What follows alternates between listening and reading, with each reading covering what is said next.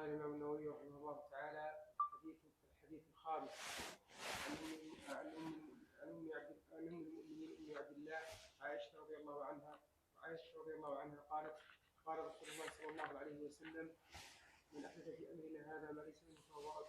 رواه البخاري ومسلم. وفي رواية لمسلم: من عمل عملا ليس عليه أمرنا فهو رد. الحديث السادس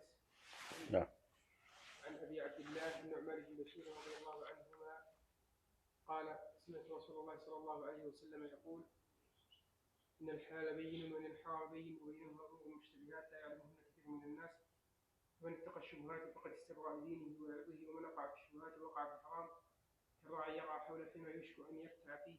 ألا وإن لكل ملك حمى، ألا وإن حمى الله محارمه، ألا وإن في الجسد مضغة إذا صلحت صلح الجسد كله وإذا فسدت فسد الجسد كله، ألا وهي القلب. رواه البخاري ومسلم. مجيد. بسم الله والحمد لله والصلاة والسلام على رسول الله.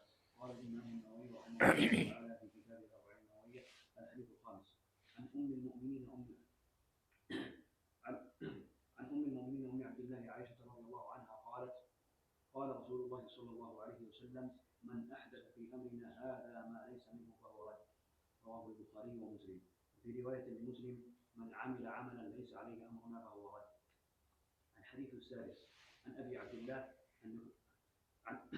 عبد الله النعمان بن بشير رضي الله عنهما قال: سمعت رسول الله صلى الله عليه وسلم يقول: إن الحلال بين وإن الحرام بين وبينهما أمور مشتبهات لا يعلمهن كثير من الناس، فمن اتقى الشبهات فقد استبرأ لدينه وعرضه، ومن وقع في الشبهات وقع في الحرام كالراعي يرعى حول الحمى يوشك أن يرتع فيه.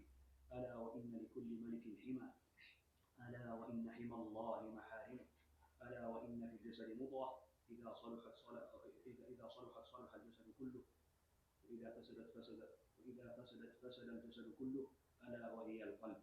رواه البخاري ومسلم. نعم. محمد. بسم الله الرحمن الرحيم. قال الإمام النووي في كتابه رحمه الله تعالى في كتاب الأربعين النووية: الحديث الخامس عن أم المؤمنين أم عبد الله عائشة رضي الله عنها قالت: قال رسول الله صلى الله عليه وسلم: من أحدث في أمرنا هذا ما ليس منه فهو رد. رواه البخاري ومسلم. وفي رواية لمسلم: من عمل عملا ليس عليه أمرنا فهو رد. الحديث السادس عن أبي عبد الله النعمان بن بشير رضي الله عنهما قال: سمعت رسول الله صلى الله عليه وسلم يقول: إن الحلال بين وإن الحرام بين وبينهما أمور مشتبهات لا يعلمهن كثير من الناس، فمن اتقى الشبهات فقد استبرأ لدينه وعرضه، ومن وقع في الشبهات وقع في الحرام كالراعي يرعى حول الحمى يوشك أن يرتع فيه. ألا وإن لكل ملك حمى، ألا وإن حمى الله محارمه، ألا وإن في الجسد مضغة إذا صلحت صلح الجسد كله، إذا فسدت فسد الجسد كله، ألا وهي القلب. رواه البخاري ومسلم. أحسنت. نائب. بسم الله الرحمن الرحيم. قال الإمام النووي رحمه الله: الحديث الخامس عن أم المؤمنين أم عبد الله عائشة رضي الله عنها قالت: قال رسول الله صلى الله عليه وسلم: من أحدث في أمرنا هذا ما ليس منه فهو رد. رواه البخاري ومسلم. من أحدث في أمرنا هذا ما ليس منه فهو رد. نعم. رواه البخاري ومسلم. وفي رواية لمسلم: من عمل عملا ليس عليه أمرنا فهو رد. نعم. الحديث السادس نعم. عن أبي عبد الله النعمان بن بشير رضي الله عنهما قال: سمعت رسول الله صلى الله عليه وسلم يقول: صلى الله عليه وسلم: إن الحلال بين وإن الحرام بين بينهما أمور مشتبهات لا يعلمهن كثير من الناس، ومن اتقى الشبهات قد استبرأ لدينه وعرضه، ومن وقع في الشبهات وقع في الحرام كالراعي يرعى حول الحمى يوشك أن يرتع فيه. ألا وإن لكل ملك حمى، ألا وإن حمى الله محارمه، ألا وإن الجسد مضغة إذا صلحت صلح الجسد كله، وإذا فسدت فسد الجسد كله، ألا وهي القلب. رواه. أحسنت. بس يكفي. بسم الله الرحمن الرحيم. الحمد لله رب العالمين، صلى الله وسلم على نبينا محمد وعلى آله وصحبه أجمعين.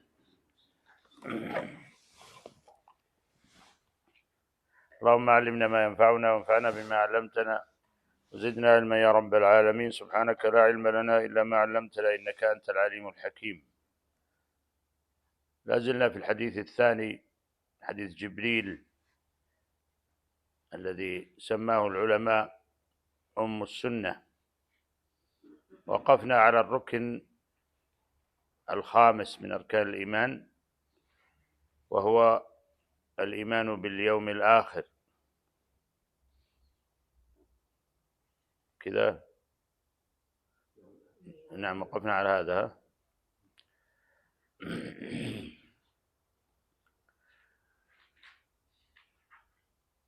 والإيمان باليوم الآخر هو الإيمان ببعث الناس بعد موتهم من قبورهم ومحاسبتهم ومجازاتهم على ما عملوا في حياتهم الدنيا.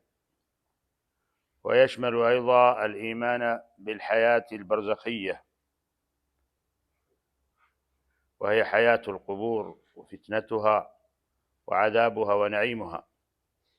وقد ذكر الله تعالى الإيمان باليوم الآخر في آيات كثيرة من كتابه، فقال تعالى: ليس البر أن تولوا وجوهكم قبل المشرق والمغرب ولكن البر من آمن بالله واليوم الآخر والملائكة والكتاب والنبيين. قال تعالى: يا أيها الذين آمنوا آمنوا بالله ورسوله والكتاب الذي نزل على رسوله والكتاب الذي أنزل من قبل ومن يكفر بالله وملائكته وكتبه ورسله واليوم الآخر فقد ضل ضلالا بعيدا.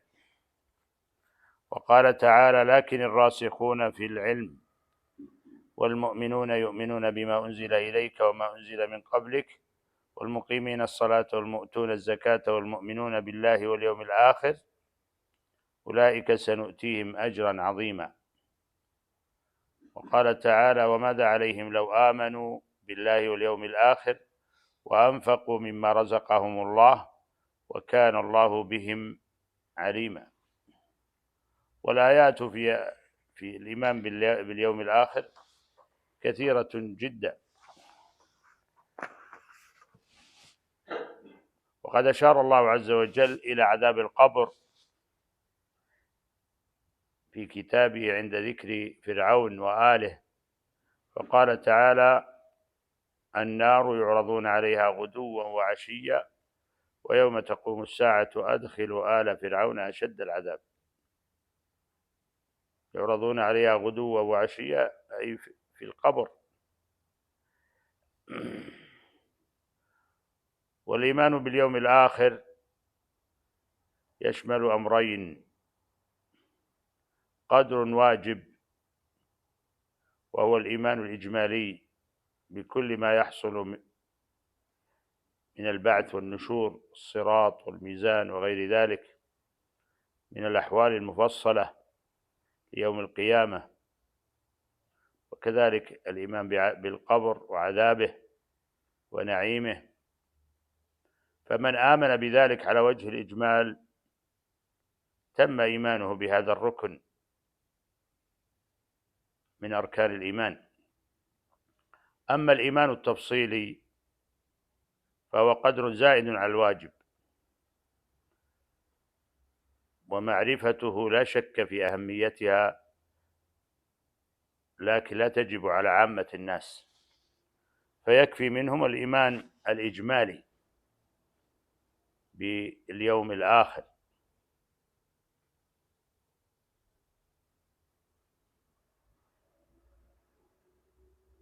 الركن السادس من أركان الإيمان هو الإيمان بالقدر خيره وشره، حديث وأن تؤمن بالقدر خيره وشره، وهو كما سبق في الأركان السابقة. منه قدر واجب وهو الإيمان المجمل بأن الله قدر الأشياء قبل وقوعها، وهو سبحانه عالم بها وأنه لا يكون شيء إلا بمشيئته، وأنه لا يكون شيء إلا بمشيئة الله وتقديره سبحانه.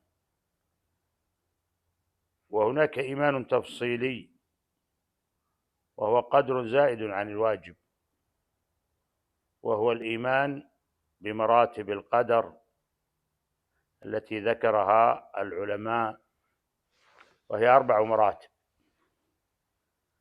أولها العلم، ثم الكتابة، ثانيها الكتابة، وثالثها المشيئة، ورابعها الخلق.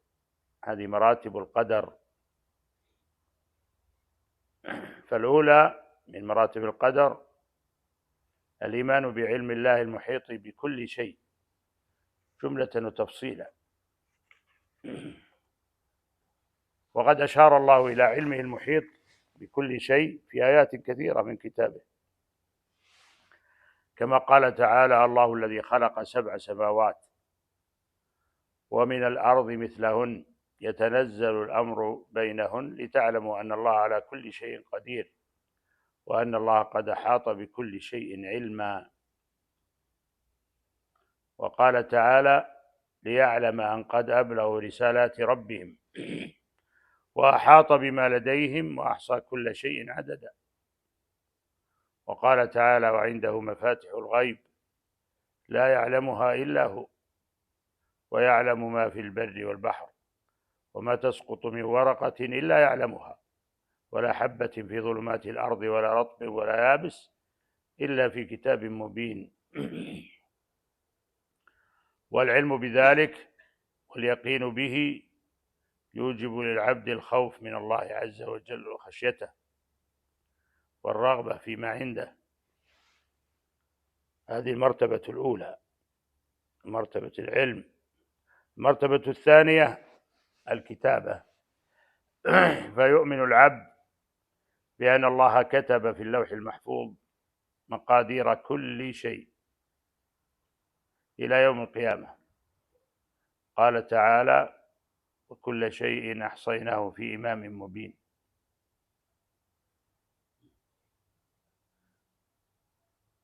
ومن السنة قول الرسول صلى الله عليه وسلم: إن الله لما خلق القلم قال له اكتب، قال ربي وما أكتب؟ قال اكتب ما هو كائن إلى يوم القيامة. وهذه الكتابة لا تغير أبدا، كما ذكرنا ذلك في التفسير عند قول الله عز وجل: يمحو الله ما يشاء ويثبت وعنده أم الكتاب. المكتوب في اللوح المحفوظ لا يغير.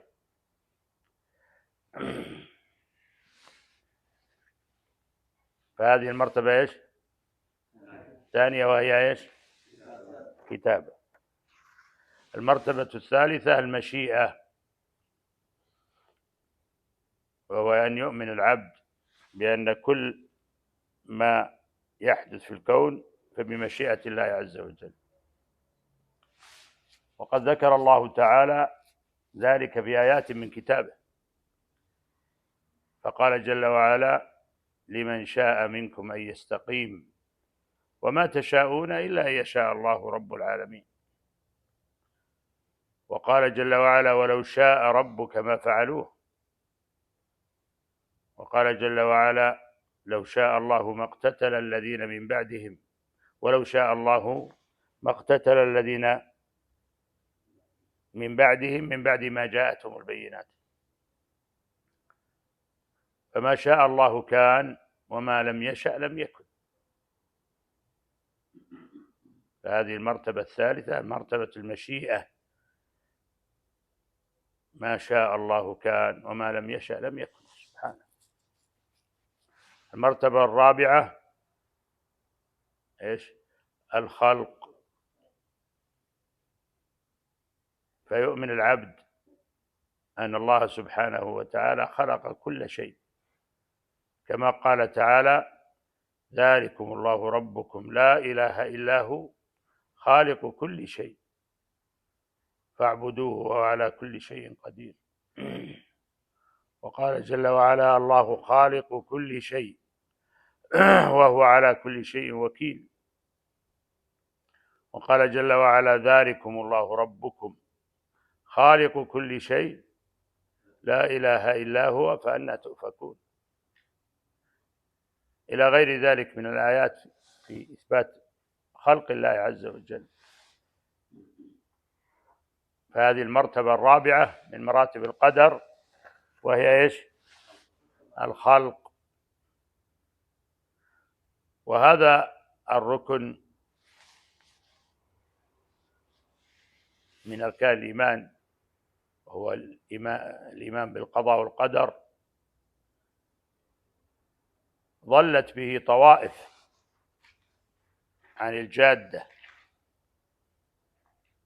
وقد حصل ذلك مبكرا في فجر الإسلام، والصحابة رضوان الله عليهم أحياء. من أول البدع التي وقع فيها الناس هي بدعة إنكار القدر والضلال فيه،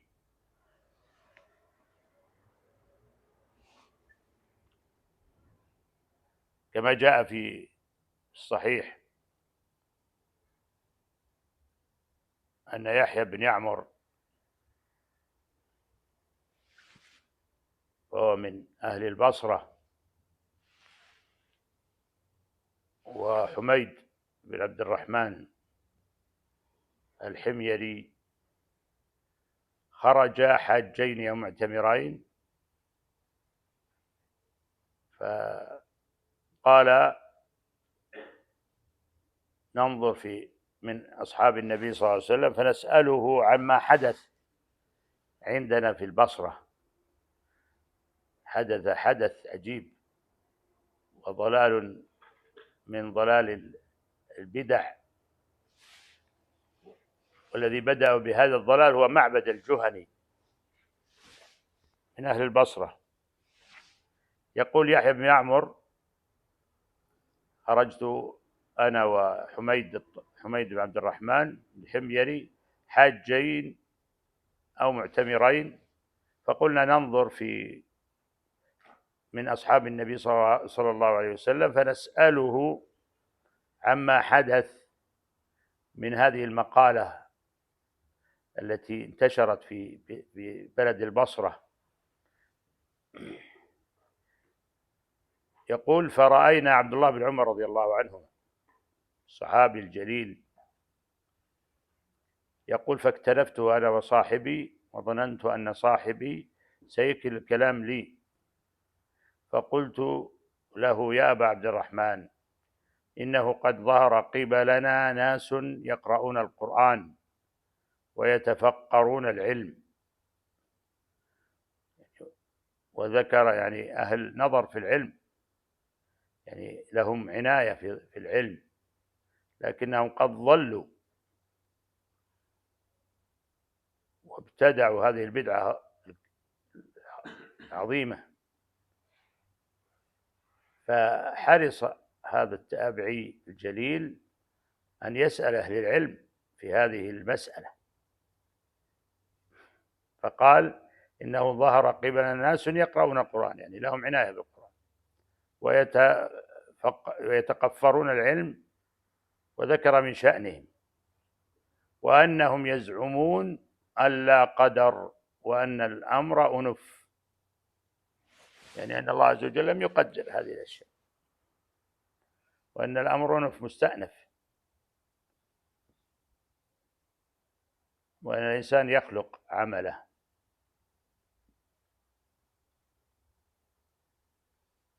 فأجابه عبد الله بن عمر رضي الله عنهما فقال: إذا لقيت أولئك فأخبرهم أني بريء منهم وأنهم براء مني، والذي يحلف به عبد الله بن عمر لو أن لأحدهم مثل أحد ذهبا فأنفقه ما قبل الله منه حتى يؤمن بالقدر. يعني هذا بيان ظاهر من هذا الصحابي الجليل بشأن هذه المقالة وهذه البدعة العظيمة التي ابتدعها معبد الجهني، ونشرها في البصرة في وقت مبكر من الإسلام. ثم قال عبد الله بن عمر رضي الله عنه: حدثني أبي عمر بن الخطاب رضي الله عنه، وذكر هذا الحديث، حديث جبريل، والذي فيه: وأن تؤمن بالقدر خيره وشره. وقد اختلف الناس في القدر على طريقين: طريق الحق والفلاح، اتباع القرآن والسنة، طريق السلف الصالح من الصحابة رضي الله عنهم ومن بعدهم، الذين آمنوا بالقضاء والقدر بمراتبه الأربع التي سبق ذكرها.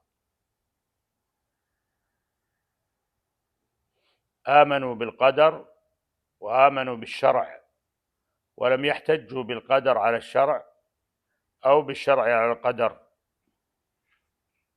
والطريق الأخرى هي طريق أهل الضلال المخالفين لأهل الحق، وقد انقسموا إلى 3 طوائف. الأولى القدرية، الذين آمنوا بشرع الله وكذبوا بقدره، وهم منشأهم ومبدأهم معبد الجهني.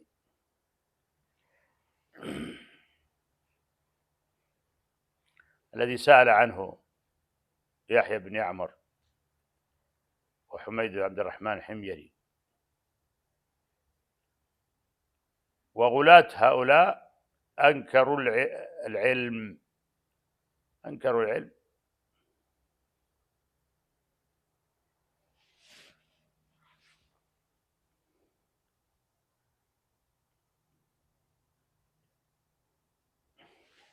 قد ذكر العلماء رحمهم الله في جدال هؤلاء، قال السلف: خاصموهم بالعلم، فإن نفوه كفروا وإن أثبتوه خصموا. فغلاتهم أنكروا العلم.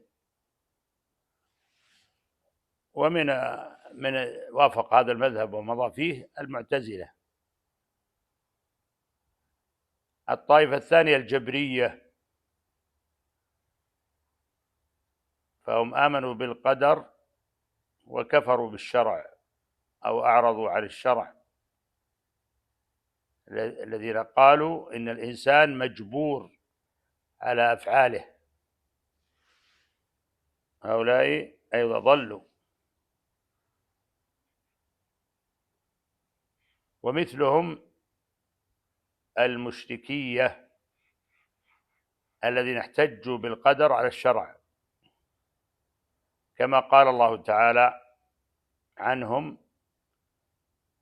وقال الذين أشركوا لو شاء الله ما أشركنا ولا آباؤنا ولا حرمنا من شيء. فهؤلاء أيضا ضلوا في القدر، قالوا الإنسان مجبور، فقالوا إنه كالريشة في مهب الريح، يعني مجبور على كل عمل. وهذا ضلال ومخالف للكتاب، الآيات التي جاءت في إثبات مشيئة للعبد لمن شاء منكم أن يستقيم.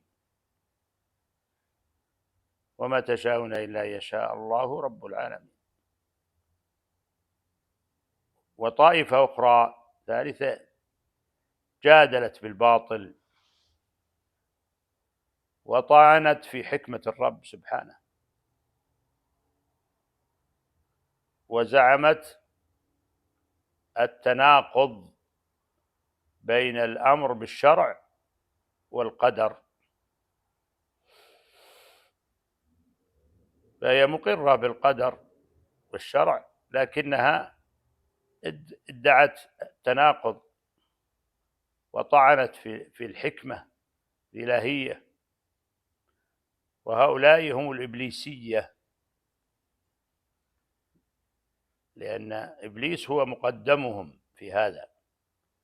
حيث قال لما أمره الله عز وجل بالسجود لآدم: أنا خير منه خلقتني من نار وخلقته من طين. فهذا طعن في حكمة الله عز وجل.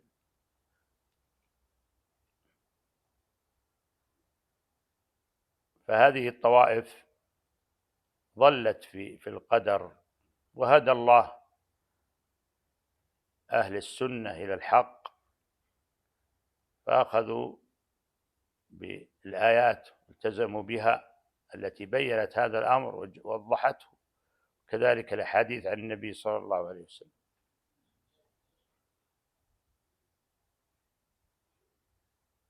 وهذا الباب، باب الإيمان بالقضاء والقدر، باب عظيم ومزلة أقدام، ويخوض الناس فيه خوضا عظيما، والخوض فيه لا ينبغي كما قد يحصل في هذه الأعصر المتأخرة من الكلام في ذلك، وهذا لا ينبغي ولا يجوز أن يخاض في القدر. فالقدر، قدر الله، له حكم وأسرار لا سبيل لمعرفتها، لا سبيل للخلق لمعرفتها. حتى قال العلماء: القدر سر الله في خلقه. وقد كثر كلام السلف رحمهم الله في هذا الباب، باب المنع في الخوض في القدر. قال الطحاوي رحمه الله: وأصل القدر سر الله تعالى في خلقه، لم يطلع على ذلك ملك مقرب ولا نبي مرسل، والتعمق والنظر في ذلك ذريعة الخذلان وسلم الحرمان ودرجة الطغيان، فالحذر كل الحذر من ذلك، نظرا وفكرا ووسوسة. وإذا وسوس لك الشيطان فاصرفه بالإيمان والتعوذ من الشيطان.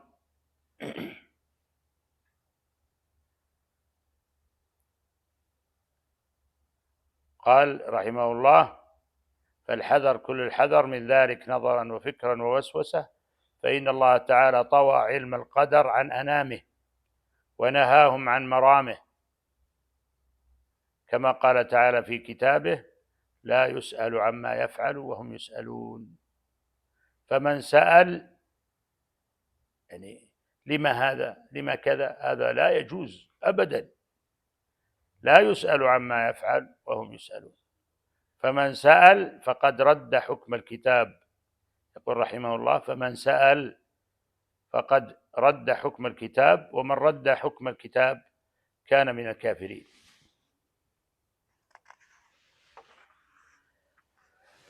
وقال ابن قتيبة رحمه الله في هذا الصدد: وعدل القول في القدر أن تعلم أن الله عدل لا يجور، كيف خلق وكيف قدر وكيف أعطى وكيف منع، وأنه لا يخرج من قدرته شيء ولا يكون في ملكوته من السماوات والأرض إلا ما أراد، وأنه لا دين لأحد عليه ولا حق لأحد قبله، فإن أعطى فبفضل وإن منع فبعدل، وأن العباد يستطيعون ويعملون ويجزون بما يكسبون، وأن لله لطيفة يبتدئ بها من أراد ويتفضل بها على من أحب، ويوقعها في القلوب فيعود بها إلى طاعته، ويمنعها من حقت عليه كلمته. فهذه جملة ما ينتهي إليه علم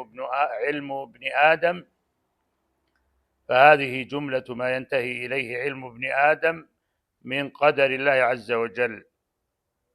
وما سوى ذلك فمخزون عنه، يعني محجوب، لا يعلم ولا يجوز أن يخاض فيه.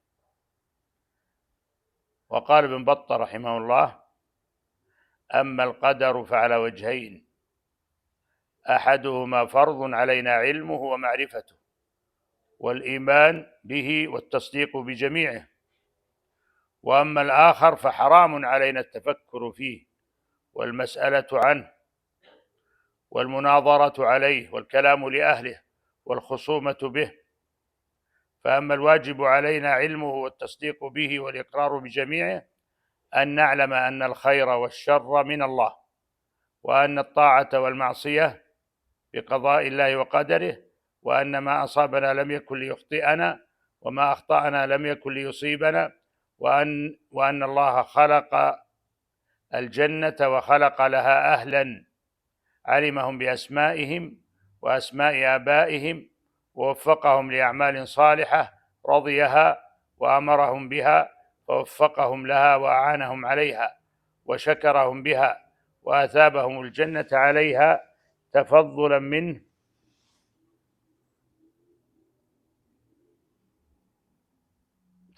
منه، وخلق النار وخلق لها أهلا أحصاهم عددا، وعلم ما يكون منهم، وقدر عليهم ما كرهه لهم، خذلهم بها وعذبهم لأجلها غير ظالم لهم ولا هم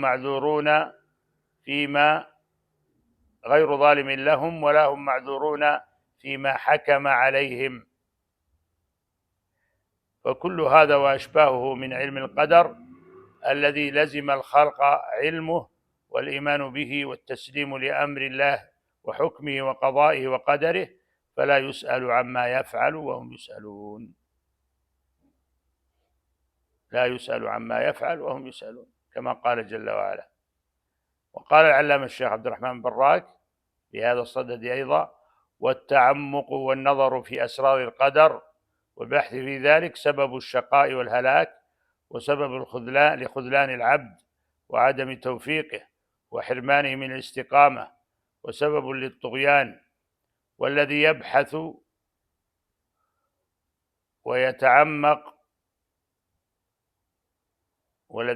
ويخوض ويتعمق قد طغى وتعدى حده. قف فأنت ضعيف وعبد محدود الإدراك، ولا تطلب ما ليس لك، ولا ترم ما لا سبيل لك إليه ولا قدرة لك عليه. فالتعمق والنظر سبب لكل شر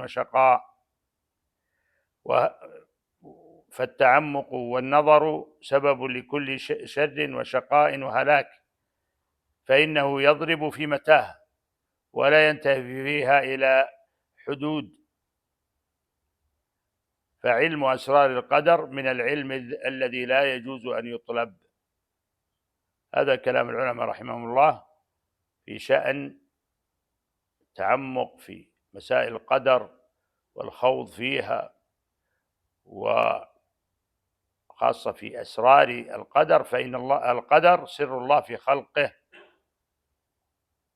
حجب علمه حتى عن الملائكة المقربين وعن الرسل الذين اصطفاهم واجتباهم،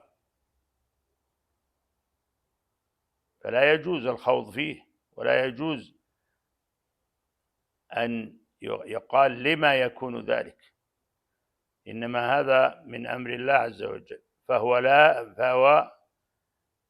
لا يسأل عما يفعل سبحانه وهم يسألون. فالعبيد يسألون عن أفعالهم، أما الرب تبارك وتعالى فلا يجوز أن يسأل، فقد أثبت الله عز وجل بقوله لا يسأل عما يفعل أنه لا يجوز أن يقال لما. وبقي مسألة مهمة، وهي قوله في الحديث تؤمن بالقدر خيره وشره. فالشر هنا، إطلاق الشر هنا إنما هو بالنسبة للعبد، يعني الشر بالنسبة للعبد، يعني أنه فيما ينظر إليه أنه يحسب أنه شر، وقد يكون فيه الخير. المقصود تؤمن بقدر خيره وشره، يعني ما هو حسن تحبه وما هو يعني شر في نظرك تكرهه وتبغضه، ثم يكون فيه الخير، يعني كالحلو ومره. ولذلك تنوعت عبارات السلف رحمه الله في أنه يقولون الحلو ومره، يعني أن القدر فيه ما هو محبوب للناس، يعني من تحصيل المحاب، وفيه مبغوض من الأمور التي تصيب الإنسان فيحزن لوقوعها، فهي شر بالنسبة له. أما بالنسبة إلى الله عز وجل فلا ينسب الشر إلى الله، تعالى الله أن ينسب الشر إليه. ولذلك جاء في الحديث: والخير كله في يديك والشر ليس إليك. فليس في صفات الله عز وجل شر، بل هو الرحيم، ورحمته وسعت كل شيء، وهو ذو الفضل الكبير العظيم على عباده.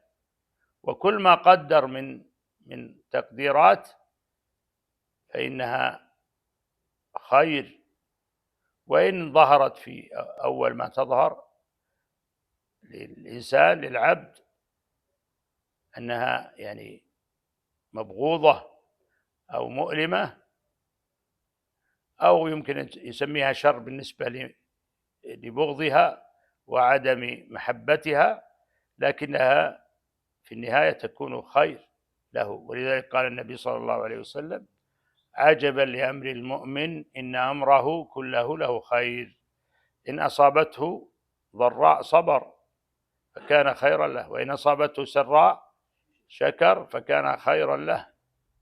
فكل ما يقدر الله عز وجل فهو خير، فتقدير الله عز وجل خير. وقوله